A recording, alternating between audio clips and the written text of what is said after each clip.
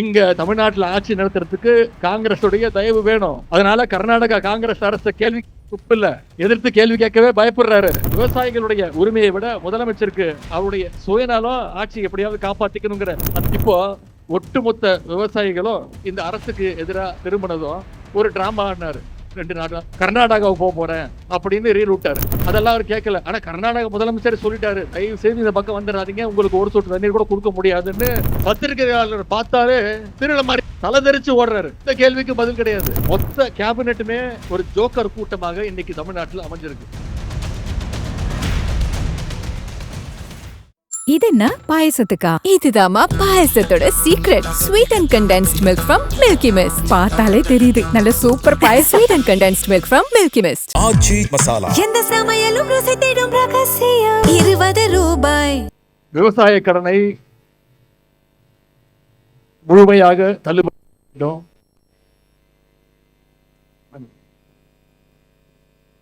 மேகதாது அணை கட்டுறதை தடுத்தே ஆக வேண்டும். முக்கியமா டெல்டா மாவட்டங்களை வறட்சி பாதித்த மாவட்டங்களாக அறிவிக்க வேண்டும்னு நம்முடைய கழக தலைவர் அவருடைய அறிவுறுத்தல் பேரில் மக்கள் விரோத தாவேக அரசுக்கு எதிராக இந்த மாபெரும் கண்டன ஆர்ப்பாட்டத்தை இன்றைக்கு தஞ்சையிலே நடத்திக்கிட்டு இருக்கிறோம். இந்த ஆர்ப்பாட்டத்திற்கு கழகத்தினரும் தோழமை கட்சிகளும் விவசாயிகளும் மிகப்பெரிய அளவுல எதிராக திரண்டு வந்திருக்கிறீங்க. இந்த ஆர்ப்பாட்டத்தை ஒருங்கிணைச்ச நம்முடைய முதன்மை செயலாளர் நேரு அவர்களுக்கும் மாவட்ட செயலாளர் அண்ணன் திரு துரை சந்திரசேகர் அவர்களுக்கும் அனைத்து மாவட்ட கழக செயலாளர்களுக்கும் கழக விவசாய அணி விவசாய தொழிலாளர் அணி நிர்வாகிகளுக்கும் கழக உடன்பிறப்புகள் அத்தனை பேருக்கும் விவசாய பெருங்குடி மக்களுக்கும் முதல்ல என்னுடைய நன்றியை நான் தெரிவிச்சுக்கிறேன். இன்னைக்கு ஆடி 18. பொதுவா இந்த ஆடி பெருக்குல ஆறு முழுக்க தண்ணி நிறைந்து ஓடும். ஆனா வருகின்ற பார்த்த காவிரி டெல்டாவில் அனைத்தும் இன்னைக்கு வறண்டு கிட்டத்தட்ட ஒரு பாலைவனம் போல இன்னைக்கு காட்சி அளிச்சிட்டு இருக்கு. இதுவே நம்முடைய திராவிட முன்னேற்ற கழகம் நம்முடைய தலைவர் முதலமைச்சராக இருந்தா இந்த நிலைமை ஏற்பட்டிருக்குமா? நம்ம தலைவர் இந்த நிலைமை ஏற்பாடு விட்டுருப்பாரா? இன்னைக்கு குருவைய காப்பாற்ற முடியல. சம்பா என்ன நிலைமை ஆகுமோன்னு விவசாயிகள் தவிச்சிட்டு இருக்கிறாங்க. இது ஏதோ ஒரு சாதாரணமாக கிடையாது. இன்னைக்கு இருக்கக்கூடிய ஒரு நிர்வாக திறனற்ற ஒரு டம்மி முதலமைச்சரால தான் இன்னைக்கு இந்த நிலைமை ஏற்பட்டிருக்கு. 2021 2025 வரைக்கும் அன்றைய முதலமைச்சரான நம்முடைய கழக தலைவர் அவர்கள் ஒவ்வொரு வருஷமும் சரியா ஜூன் 12ஆம் தேதி அன்னைக்கு மேட்டூர் அணையை தானே போய் திறந்து வச்சிருக்கிறாரு.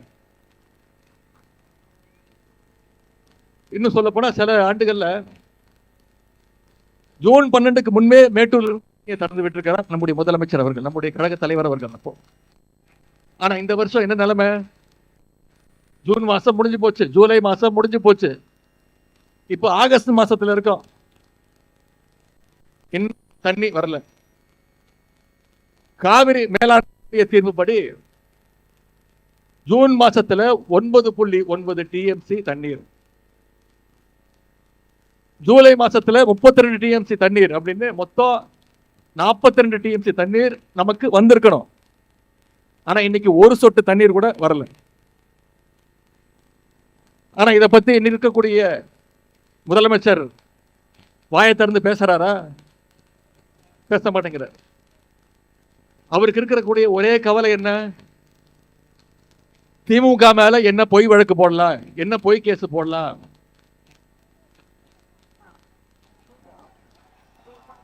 எங்க தண்ணி வருதோ இல்ல அங்க தண்ணி வரணும். காவிரி சொன்ன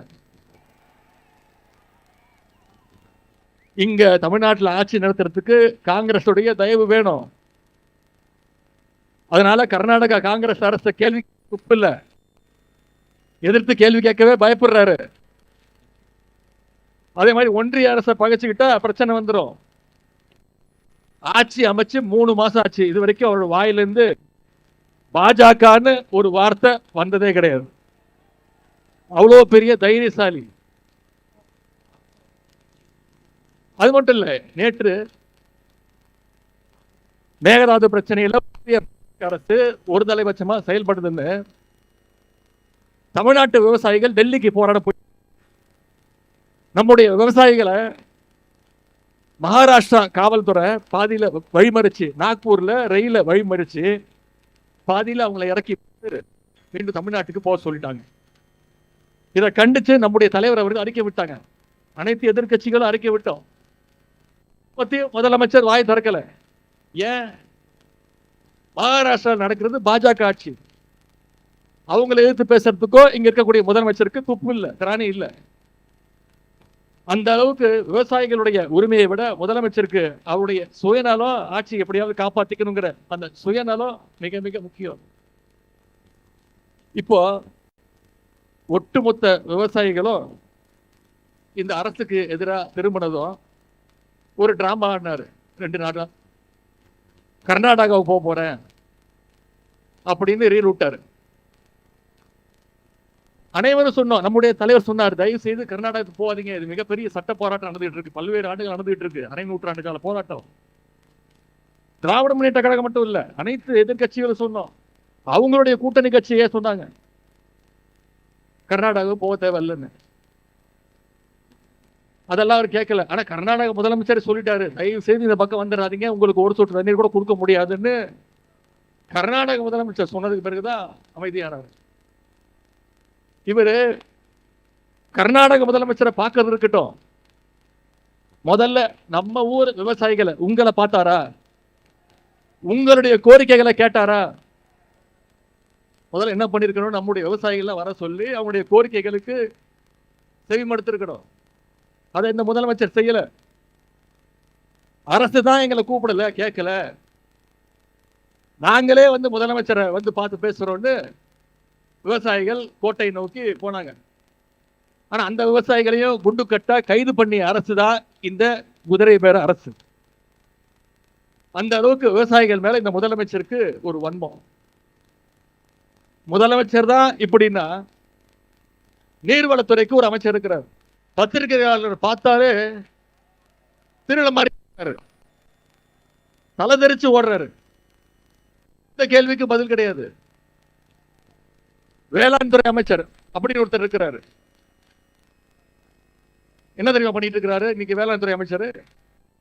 வேளாண் பட்ஜெட்டை தூக்கிட்டு போய் திருப்பதிக்கு போய் பூஜை போட்டு கொண்டு வந்துட்டு இருக்கிறார். இதுதான் இன்னைக்கு இந்த அரசுடைய லட்சணம், இங்க இருக்கக்கூடிய லட்சணம் அமைஞ்சிருக்கிறாங்க. திருட்டு லாட்டுக்கிற ஒரு அமைச்சர், திருட்டு விசிடி வித்து ஒரு அமைச்சர், பிளாக்ல டிக்கெட் விற்கிற ஒரு அமைச்சர், உருட்டு கட்டையிலோட சுத்திட்டு இருக்கிற ஒரு அமைச்சர், எல்லாத்துக்கும் மேல போதை பவுடர் அமைச்சர். இப்படி மொத்த கேபினெட்டுமே ஒரு ஜோக்கர் கூட்டமாக இன்னைக்கு தமிழ்நாட்டில் அமைஞ்சிருக்கு. இந்த ஆட்சியில முதலமைச்சர் ரீல்ஸ் போடுறாரு, அமைச்சர்கள் ரீல்ஸ் போடுறாங்க, சட்டமன்ற உறுப்பினர்கள் ஸ்கூலு, ஹாஸ்பிட்டலு, ஏன் பாத்ரூம் டாய்லெட் கூட விட்டு வைக்கிறது இல்லை, உள்ள போய் இருக்கிறாங்க. 2 நாளா நீ பார்த்திருப்பீங்க, 2 அமைச்சர்கள் அவங்களுடைய மாவட்டத்தில் இருக்கக்கூடிய போய் அங்க இருக்கக்கூடிய குழந்தைங்க எல்லாம் வெளில வர சொல்லி அவங்களுடைய கட்சி பேரை கோஷம் போட சொல்லி அதை ரீல்ஸ் எடுத்து போட்டுக்கிட்டு இருக்காங்க. இத மாதிரி ஒரு கேடு கெட்ட ஒரு ஆட்சியே தமிழ்நாடு பார்த்ததே கிடையாது. சென்ற மாதம் தொலைக்காட்சி செய்திகள் நீங்க பார்த்திருப்பீங்க, தென்காசி பக்கத்துல ஒரு நெல் கொள்முதல் நிலையத்துல நெல் மூட்டைகள்லாம் தீப்பிடிச்சு எரிஞ்சிட்டு இருக்கு. அங்க போன தாவேகாவுடைய ஆளுங்கட்சியுடைய ஒரு மாவட்ட செயலாளர் என்ன தெரியுமா பண்றாரு, 4 கேமரா எடுத்துட்டு போய் செட் பண்ணி அதை படம் பிடிச்சு பேக்ரவுண்ட் மியூசிக் போட்டு அதை எடுத்து ரீல்ஸ் போடுறாரு. இப்படி ஒரு ரீல்ஸ் போடுற ஒரு அரசை தமிழ்நாடு இல்ல இந்தியாவே இது வரைக்கும் பார்த்தது கிடையாது. அமைச்சர்கள் மட்டும் இல்ல, அமைச்சருடைய சொந்தக்காரங்க அண்ணன் தம்பி எல்லாம் ஆய்வுக்கு போறான். அரசு அதிகாரிகளுக்கு தெரியல யார் அமைச்சர் யார் சட்டமன்ற உறுப்பினர், யாருக்குமே தெரியல, முதல்வருக்கும் தெரியல. அந்த அளவுக்கு ரீல்ஸ் வெறி முத்து போயிருக்கு இந்த அரசுக்கு. இன்னைக்கு விவசாயிகள் கண்ணீர் வடிச்சிட்டு இருக்கிறாங்க. ஆனா அமைச்சர்கள் என்ன பண்ணிட்டு இருக்கிறாங்க? சினிமா தியேட்டர்ல போய் படம் பார்த்துக்கிட்டு கண்ணீர் வடிச்சுக்கிட்டு. அது மட்டும் இல்ல, தமிழ்நாட்டுக்கு 15 நாளைக்கு தினசரி 3500 கன அடி தண்ணீர், அதாவது சுமார் 4 TMC தண்ணியை திறந்து விடணும்னு காவிரி ஒழுங்காற்று குழு அது உத்தரவு பிறப்பிக்குது. அதன்படி பாத்தீங்கன்னா நமக்கு போன 2 மாசத்துல 42 தண்ணி வந்திருக்கணும். ஆனா 4 TMC தான் கொடுக்கணும்னு உத்தரவு போட்டாங்க. அதையும் திறக்க முடியாதுன்னு கர்நாடக முதலமைச்சர் அவர்கள் உத்தரவு போட்டார். இத பத்திலாம் இந்த ஆட்சியாளர்களுக்கு எந்த கவலையும் கிடையாது. ஆட்சியாளர்களுக்கு கவலை இல்லை, ஆனா திராவிட முன்னேற்ற கழகத்தால சும்மா இருக்க முடியுமா? அதனாலதான் இன்னைக்கு விவசாயிகளுக்காக மக்கள் மன்றத்தில் இந்த போராட்டத்தை நடத்துற மாதிரி இன்னைக்கு உச்ச நீதிமன்றத்திலேயும் திராவிட முன்னேற்ற கழகம் நம்முடைய தலைவர் சட்ட போராட்டத்தை ஆரம்பிச்சிருக்கிறார். காவிரி ஒழுங்காற்று குழுவுடைய உத்தரவை நிறைவேற்றணும்னு இன்னைக்கு உச்ச நீதிமன்றத்தில் நம்முடைய தலைவர் வழக்கு தொடர்ந்துக்கிறார். ஒரு அமைச்சர் நேற்று சொல்றாரு, திராவிட முன்னேற்ற கழகம் இப்ப வழக்கு தொடர்ந்திருக்க, கடந்த 5 வருஷமா ஏன் வழக்கு தொடரலன்னு. இப்படி ஒரு அறிவாளி அமைச்சர் எங்கேயாவது பார்த்திருக்கீங்களா? எதற்கு வழக்கு தொடரணும்? 5 வருஷமா தண்ணி ஒழுங்கா வந்துகிட்டு இருந்தது, வழக்கு தொடரல. இப்ப தண்ணி வரல, வழக்கு தொடர்றதுக்கான பக்கம் உங்களுக்கு இல்ல, அதை நாங்க திராவிட முன்னேற்ற கழகம் செஞ்சுட்டு இருக்கிறோம். எதிர்கட்சியா இருக்கக்கூடிய நாங்க, நம்முடைய தலைவர் விவசாயிகளுக்காக இவ்வளவு செஞ்சுட்டு இருக்கிறோம். ஒரு பிரச்சனைன்னு வந்தா அதற்கு தீர்வு காண்றதுதான் ஒரு நல்ல அரசினுடைய அழகு. அதை இந்த அரசு செஞ்சிட்டு இருக்கா? அதற்கு எதிர்மாறா என்ன செஞ்சிட்டு இருக்காங்க தெரியுமா? ஏதாவது ஒரு பிரச்சனைன்னு வந்தா அதுல இருந்து மக்களை எப்படி டைவர்ட் செய்யறது அப்படின்னு தான் தினமும் யோசிச்சுட்டு இருக்கிறாங்க. தினமும் 4 மணிக்கு ஏதாவது ஒரு ரீல்ஸ், தினமும் திசை திருப்புற வேலையை முதலமைச்சர் செஞ்சிட்டு இருக்கிறாரு. 2 நாட்களுக்கு முன்பு இந்த காவிரி பிரச்சனை எல்லாரும் பேசிட்டு இருக்கு, ஒட்டுமொத்த தமிழ்நாடு கொந்தளிச்சிட்டு இருக்கு. முதலமைச்சர் என்ன பண்றாரு? நம்ம தலைவர் ஆட்சியில நாம கட்ட 101 அடி மெட்ரோ ரயில் பாலத்தை இவர் போய் ஆய்வு பண்றாரு. அப்புறம் நம்ம தலைவர் கொண்டு வந்த சென்னை மெட்ரோ ட்ரெயின்ல போய் இவர் டிராவல் பண்ணி ரீல்ஸ் போடுறாரு. இன்னைக்கு இதே மாதிரி நம்ம ஆர்ப்பாட்டம் இன்னைக்கு இருக்குன்னு தெரிஞ்சோன்ன இதை டைவர்ட் பண்றதுக்கு, இந்த ஆர்ப்பாட்டத்தை டைவர்ட் பண்ணணுங்கிறதுக்காக காஞ்சிபுரத்துல சிப்காட்டுக்கு ஆய்வுக்கு போறாரு. அதுவும் பாத்தீங்கன்னா நம்ம தலைவர் ஆட்சியில நம்ம கொண்டு வந்த செயின்ட் கோபேன் கம்பெனியில தொழிற்சாலையில போய் ஆய்வு பண்றாரு. ஆய்வு பண்றவரு சொந்தமா ஒரு திட்டத்தை கொண்டு வந்து அதை செயல்படுத்தி அதை ஆய்வு பண்ணாருன்னா அது நல்லது, அழகா இருக்கும், பார்க்கறதுக்கு நல்லா இருக்கும். ஆனா தொடர்ந்து நாம முதலமைச்சரா, நம்முடைய தலைவர் முதலமைச்சரா இருந்தப்போ என்னென்னலாம் தொடங்கி வச்சாங்களோ அந்த திட்டங்களை எல்லாம் தொடர்ந்து ஆய்வு பண்ணிட்டு இருக்கிறாரு. நான் கூட ஒரு மீம் பார்த்தேன், இவர் மெட்ரோ ட்ரெயின்ல போய் ஆய்வு பண்ணி இருக்கிறாரு. அப்புறம் 101 அடி மேல அந்த மெட்ரோ ட்ரெயின்ல போய் ஆய்வு பண்ணும்போது பாக்குறாரு சென்னை முழுக்க அத்தனை திட்டங்கள் தெரியுது. அவர் மைண்ட் வாய்ஸ், ஏன்பா எனக்கு ஓட்டு போட்டீங்க, இவ்வளவு பண்ணி வச்சிருக்கிறாங்க தமிழ்நாட்டுக்கு சென்னைக்கு, அப்படி ஒரு மீன் பார்த்தேன். இன்னும் முதலமைச்சருக்கு புரியுற மாதிரி சொல்லணும்னா, ஊரா வீட்டு நெய்ல அவர் வீட்டுக்கு இன்னைக்கு ஸ்வீட் செஞ்சிட்டு இருக்கிறார். அவர் பாஷையில சொன்னதான் அவருக்கு புரியும். அவர் பாஷை என்னன்னு உங்களுக்கு புரியும். டேஷ் முதலமைச்சர் இன்னைக்கு இந்தியா முழுக்க பேசுது. இப்படி ஒரு நாங்க பார்த்ததே இல்லப்பா, வாயில நல்லா வந்து எதுக்கு எடுத்தாலும் கொத்து பரோட்டா போடுவேன். தேர்தல் பிரச்சாரத்தில் பேசும்பொழுது என்ன சொன்னாரு? அடுத்த ஜென்மம்னு ஒண்ணு இருந்தா விவசாயியா பிறக்கணும் அப்படின்னு சொன்னாரா இல்லையா? சரி, நான் கேட்கறேன், இதுக்கு எதுக்கு அடுத்த ஜென்மம் வரைக்கும் வெயிட் பண்ணணும்? வாங்க, இந்த ஜென்மத்திலே விவசாயம் பண்ணலாமே. யார் எப்ப வேற நினைச்சாலும் விவசாயம் பண்ணலாம். நான் சொல்றேன், மே 10ஆம் தேதியிலிருந்து இந்த தரங்கெட்ட ஆட்சி அமைஞ்சதுல இருந்து அதிக ஏமாற்றங்களை சந்திச்சிட்டு இருக்கிறது நம்முடைய விவசாய பெருங்குடி மக்கள் தான். தேர்தல் வாக்குறுதிகள் இன்னும் வேற என்ன சொன்னாரு, என்னென்ன வாக்குறுதிகள் கொடுத்தாரு? 5 ஏக்கருக்கும் குறைவா நில வச்சிருக்க எல்லா விவசாயிகள் முழுமையா பயிர்க்கடன் தள்ளுபடின்னு சொன்னாரா இல்லையா? ஆனா ஆட்சிக்கு வந்தோன்னு என்ன சொன்னாரு? 50,000 ரூபாய்க்குள்ள கடன் வாங்கி இருந்தா மட்டும்தான் பயிர்க்கடன் தள்ளுபடின்னு சொன்னார். உடனே நம்முடைய தலைவர் அவர்கள் எதிர்ப்பு தெரிவிச்சாரு. அனைத்து விவசாய சங்கங்களும் எதிர்ப்பு தெரிவிச்சது. உடனே மாத்தினாங்க. 50,000 75,000 ரூபாய் அப்படின்னு மாத்தினாங்க. ஆனா இப்போ என்ன நடந்துட்டு இருக்கு தெரியுமா? வெறும் 35,000 ரூபாய் மேல யாருக்கும் கடன் தள்ளுபடி இல்லை அப்படின்னு அறிவிச்சிருக்கிறாங்க. வாக்குறுதியில சொன்னது ஒண்ணு, அறிவிப்புல சொன்னது வேற ஒண்ணு, ஆனா செயல்படுத்துறது இன்னொன்னு. இப்படி வாக்குறுதிகள் எதையுமே நிறைவேற்ற முடியாம வாயில வட சொல்ற ஆட்சி தான் இன்று அமைஞ்சிருக்கக்கூடிய இந்த தவேகாவுடைய அரசு.